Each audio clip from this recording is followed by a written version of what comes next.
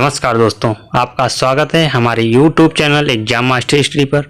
मैं सचिन राठौर आपके लिए लेकर आया हूँ जीके के 50 क्वेश्चन। 50 में से आप 30 क्वेश्चन कर दो, आपका एवरेज सही रहेगा। MP TET, REET, KBS, UP TET में ये बार बार परीक्षा में पूछे जाने प्रश्न हैं, जो हर साल लगभग इसमें से 2 से 3 क्वेश्चन आते हैं। तो चलिए शुरू करेंगे आज का क्लास। अगर वीडियो पसंद आए तो लाइक शेयर अवश्य करें, और यह चैनल पर नए हैं तो चैनल को सब्सक्राइब कर लें और बेल आइकन को दबा लें, जिससे कि अगली नोटिफिकेशन वीडियो की आपको पहुंच जाए। बात कर रहे हैं प्रश्न नंबर 1 की। किस सरकार ने मोदी सरकार अभियान लॉन्च किया है? ऑप्शन ए पश्चिम बंगाल, त्रिपुरा, नागालैंड या उड़ीसा। तो इसका राइट आंसर होता है उड़ीसा। अच्छा, उड़ीसा की जो राजधानी है भुवनेश्वर है, और इसके जो मुख्यमंत्री हैं नवीन पटनायक हैं। उड़ीसा में राष्ट्रीय पार्क कौन से हैं? सिमली पार्क, भितरकनिका, ये यहाँ के राष्ट्रीय पार्क हैं। तो मोदी सरकार जो अभियान लॉन्च किया गया है, इसका राइट आंसर उड़ीसा है। उड़ीसा के जो मुख्यमंत्री नवीन पटनायक हैं, उन्होंने गांधी जयंती के अवसर पर मोदी सरकार अभियान लॉन्च किया है। इस अभियान के तहत लोगों को उत्तम सरकारी सेवा दी जाएगी। इस अभियान के तहत सरकारी दफ्तरों में काम करने वालों के लिए आने वाले लोगों से फीडबैक ली जाएगी। फीडबैक के आधार पर सरकारी कर्मचारियों को रैंकिंग दी जाएगी। चलते हैं नेक्स्ट क्वेश्चन नंबर 2 पे।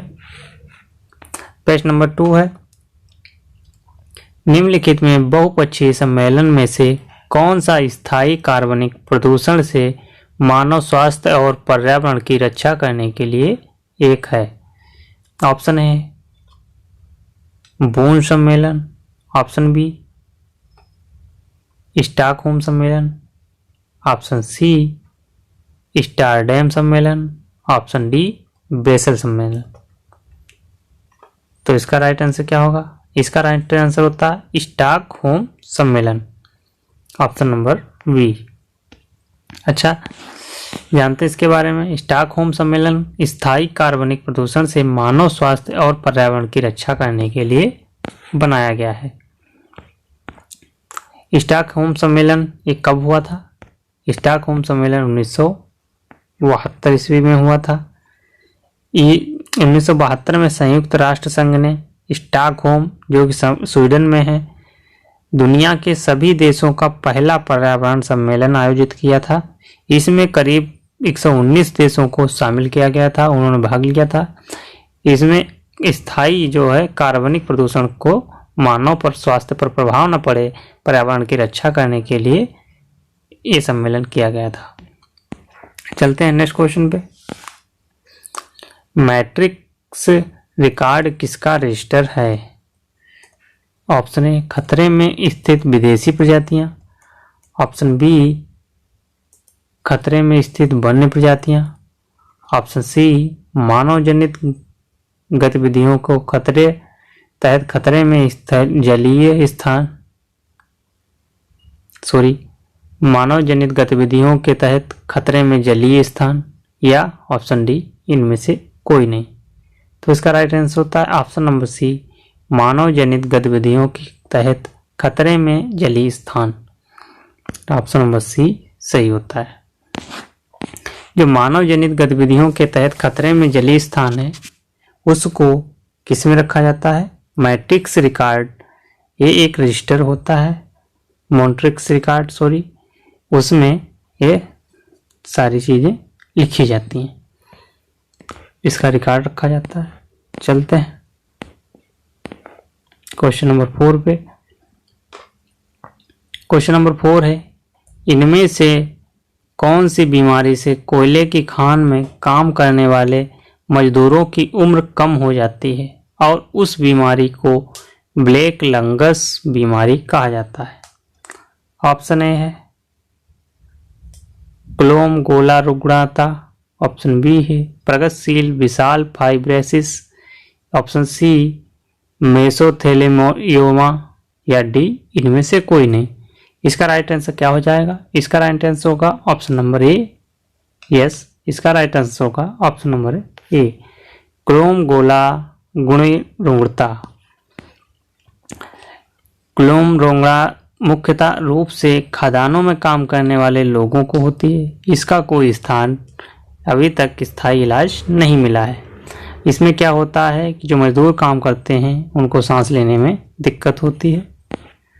चलते हैं नेक्स्ट क्वेश्चन पे।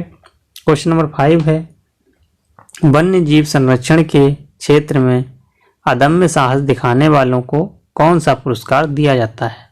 ऑप्शन है इंदिरा गांधी पर्यावरण पुरस्कार, या बी मोदिनी पुरस्कार योजना, ऑप्शन सी अमृता देवी बिश्नोई पुरस्कार, या ऑप्शन डी पीताम्बर पंत राष्ट्रीय पुरस्कार।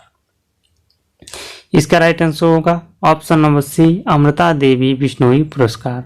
ये किसमें दिया जाता है? वन्य जीव संरक्षण के क्षेत्र में। अमृता देवी बिश्नोई पुरस्कार वन्य जीव संरक्षण के क्षेत्र में अदम्य साहस दिखाने वाले को दिया जाता है। पर्यावरण की रक्षा जो वन्य जीव के करते हैं, इसमें 1 लाख रुपए की धनराशि भी दी जाती है।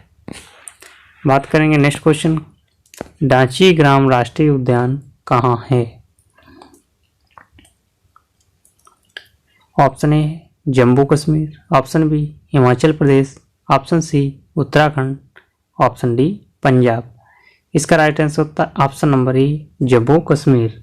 डांची ग्राम राष्ट्रीय उद्यान जम्मू कश्मीर में है। अच्छा, डांची ग्राम राष्ट्रीय उद्यान जम्मू कश्मीर में श्रीनगर से 22 किलोमीटर दूर है। इसका मुख्य जानवर बारहसिंगा है। डांची ग्राम जो है बारहसिंगा के लिए फेमस है। कहाँ है? जम्मू कश्मीर में। नेक्स्ट क्वेश्चन, समताप मंडल की ओजोन गैस जो होती है की परत की मोटाई किस इकाई में नापी जाती है? क्वेश्चन फिर से सुनिएगा, समताप मंडल की ओजोन गैस की परत की मोटाई किस इकाई में नापी जाती है? ऑप्शन है सी एबर्ट्स, ऑप्शन बी डाप्सन इकाई, मेल्सन इकाई, या इनमें से कोई नहीं। इसका राइट आंसर लगभग सभी को पता होगा, ऑप्शन नंबर बी डाप्सन इकाई। अच्छा, ओजोन परत की खोज कब हुई थी? ओजोन परत की खोज 1913 में फ्रेंच वैज्ञानिक चार्ल्स फर्वे और हेनरी बिसोन्स ने की थी। उनके गुणों का अध्ययन वैज्ञानिक GMB डाप्सन ने किया। उन्होंने इसकी मोटाई नापने के लिए स्पेक्ट्रोमीटर विकसित किया। उन्हीं के नाम पर ओजोन परत की मोटाई डाप्सन इकाई में मापी जाती है। चलते हैं नेक्स्ट क्वेश्चन। अगला प्रश्न है, कार्बन डाइऑक्साइड के उत्सर्जक देशों की सूची में किस स्रोत से कार्बन डाइऑक्साइड उत्सर्जन पर आधारित होती है? कार्बन डाइऑक्साइड उत्सर्जित जो देश करते हैं वो उसकी सूची बनती है, तो किस स्रोत में से कार्बन डाइऑक्साइड उत्सर्जन पर आधारित रहती है? इसका राइट आंसर, इसका ऑप्शन है जीवाश्म ईंधन का जलना, बी सीमेंट उद्योग, सी उपयुक्त दोनों, ऑप्शन डी इनमें से कोई नहीं। इसका राइट आंसर होता है ऑप्शन नंबर सी उपयुक्त दोनों, जीवाश्म ईंधन और सीमेंट उद्योग, इन दोनों को कार्बन डाइऑक्साइड पर आधारित होती हैं। चलते हैं नेक्स्ट क्वेश्चन पे। विश्व में सबसे ज्यादा पाई जाने वाली ग्रीन हाउस गैस है, कौन सी गैस है? Option A carbon dioxide, option B जलवाष्प, option C sulphur dioxide, option D ozone. जो विश्व में सबसे ज्यादा पाई जाने वाली कार्बन डाइऑक्साइड है या जलवाष्प है? इसका राइट आंसर, आपको डाउट होगा, इसका राइट आंसर होता है ऑप्शन नंबर बी जलवाष्प। जलवाष्प सबसे ज्यादा पाई जाने वाली ग्रीन हाउस गैस है, या साफ आसमान में 36 से 66 और बादलों वाले आकाश में 66 से 86% ग्रीन हाउस प्रभाव उत्पन्न करती है। चलते हैं नेक्स्ट क्वेश्चन। क्वेश्चन नंबर 10 की बात कर रहे हैं यहाँ पे। कार्टाजेना प्रोटोकॉल किसके सुरक्षित उपयोग, स्थानांतरण और हैंडलिंग के बारे में है? ऑप्शन ए है नाभिकीय कचरा, ऑप्शन बी आक्रामक विदेशी प्रजाति, ऑप्शन सी संशोधित जीवित जीव, या LMO, ऑप्शन डी इनमें से कोई नहीं। तो इसका राइट आंसर होता है ऑप्शन नंबर सी, संशोधित जीव, जीवित जीव। जो ऑप्शन नंबर सी है, संशोधित जीवित जीव या LMO। कार्टाजेना प्रोटोकॉल 29 जनवरी 2000 को हस्ताक्षरित हुआ और 11 सितंबर 2003 से लागू कर दिया गया। यह LMO के सुरक्षित उपयोग, स्थानांतरण और हैंडलिंग के बारे में है।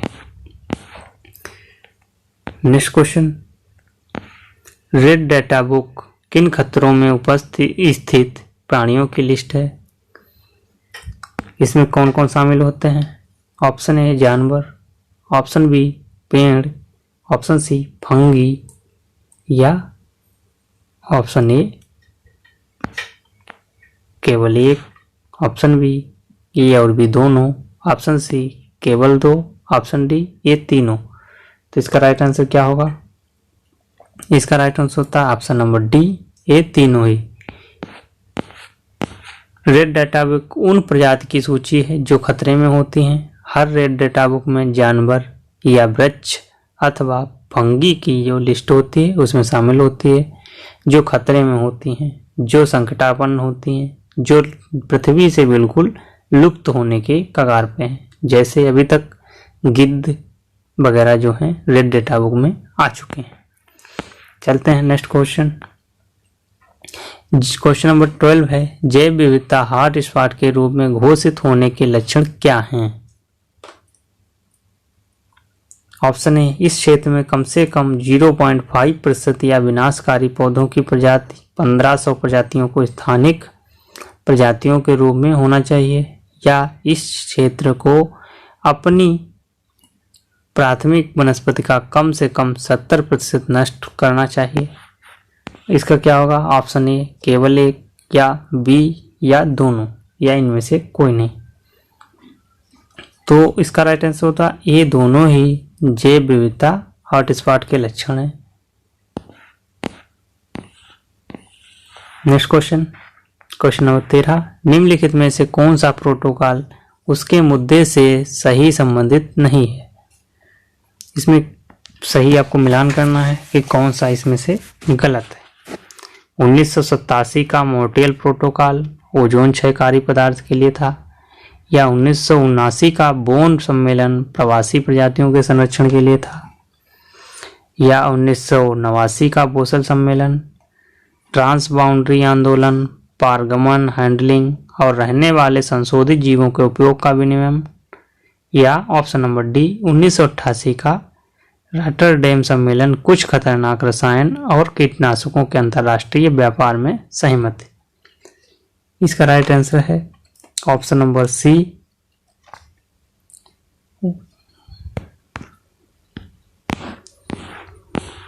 1989 का बासेल सम्मेलन ट्रांस बाउंड्री आंदोलन, पारगमन, हैंडलिंग और रहने वाले संशोधित जीवों का उपयोग विनिमय, खतरनाक अपशिष्टों और उनके निपटान के संक्रमण सीमा आंदोलनों को नियंत्रण पर बेसल कंजर्वेशन, जिसे आज हम आमतौर पर बेसल कंजर्वेशन के रूप में जाना जाता है, एक अंतर्राष्ट्रीय संधि है जो राष्ट्रों के बीच खतरनाक कचरे के आंदोलन को कम करने के लिए डिजाइन किया गया था और विशेष रूप से खतरनाक हस्तांतरण को रोकने के लिए शुरू किया गया था।